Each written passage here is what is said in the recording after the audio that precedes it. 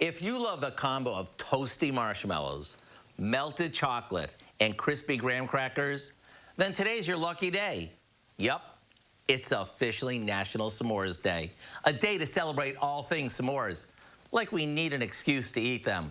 So today, I want to share an easy way to get everything we love about s'mores in the form of a pie. We start by combining some graham cracker crumbs along with a bit of sugar and melted butter. We set that aside and we mix together a package of instant chocolate pudding and some milk. Once this thickens up, we fold in some whipped topping, which makes it nice and creamy. This goes into a store-bought graham cracker pie crust.